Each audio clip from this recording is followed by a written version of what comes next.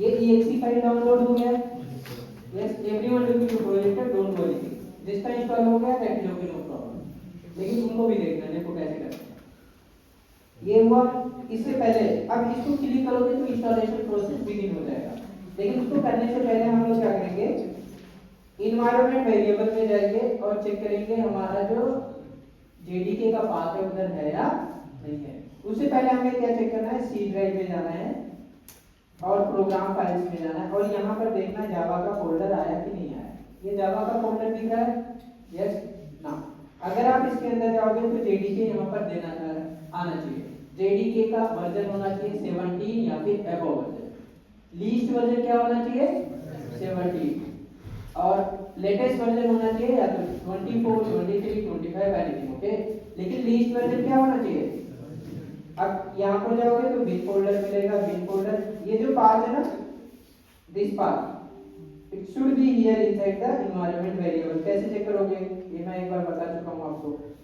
Search box में जाओगे, ENV type करोगे तो इधर दिखेगा आपको edit the system environment variables.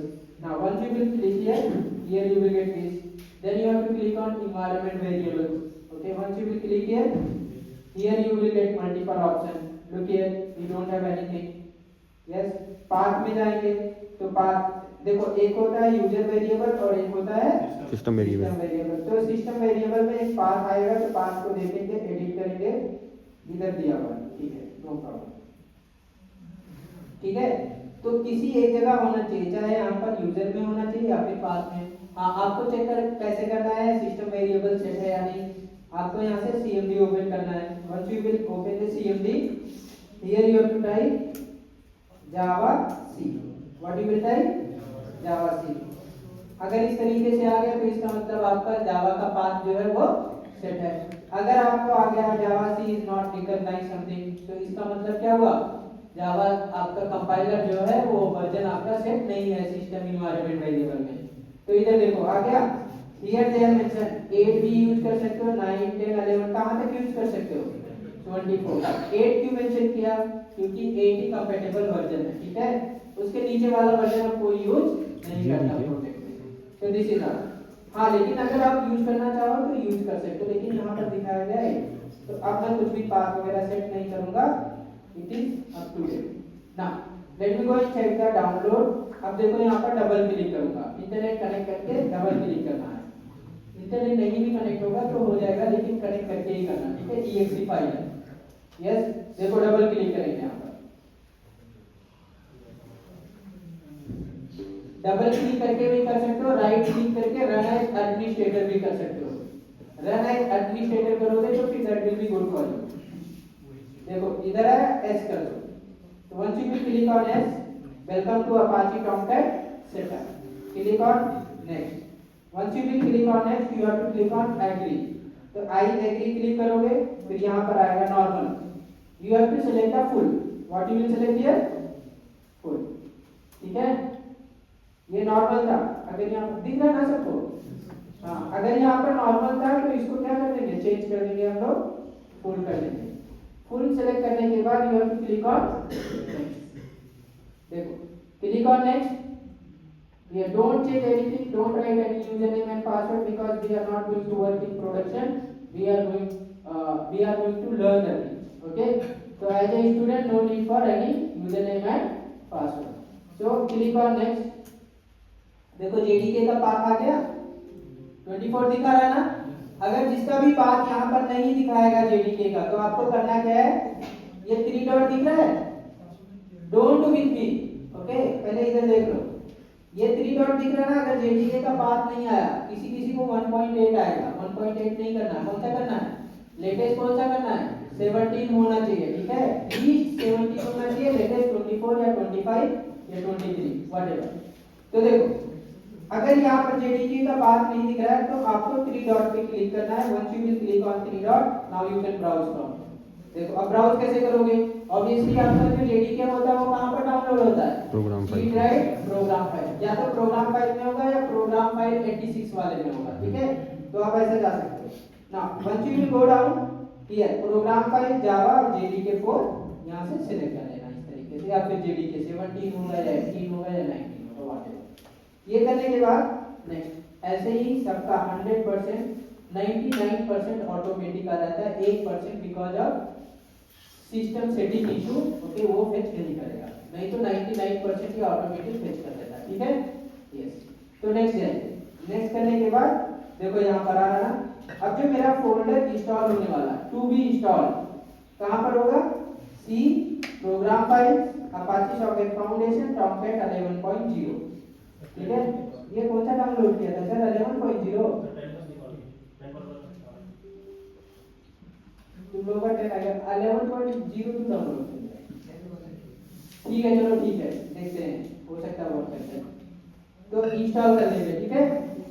आपको 11 नहीं करना, कौन सा करना है, ठीक है, इंस्टॉल कर लेंगे। Now it will take some time,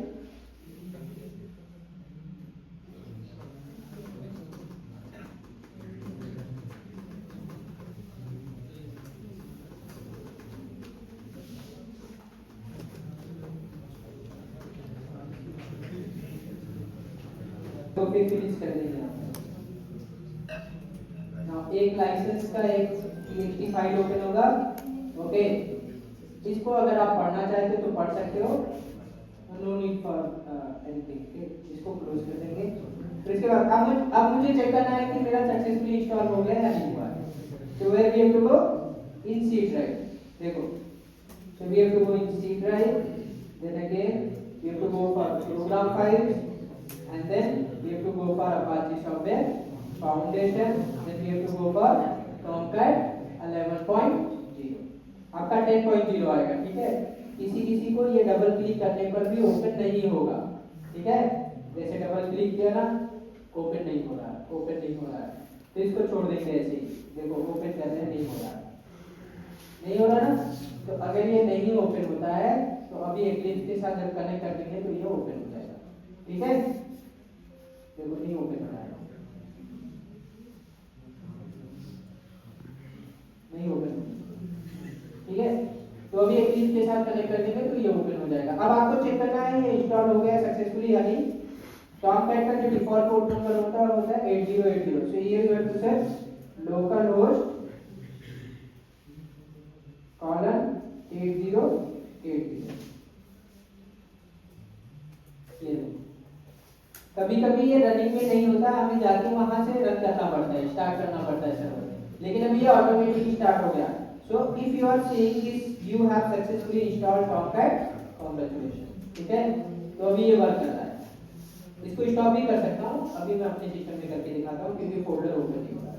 हाँ, यहाँ से भी स्टॉप कर सकते हो, देखो देखिए, सर्च बॉक्स में जाना है, सर्विसेज में जाना है, services, can you see the services, yes, once I will go inside the services, now let me expand this, here you have to search for Apache Tomcat, can you see this Apache Tomcat is running now, अगर इसको right click करके मैं stop कर दूं,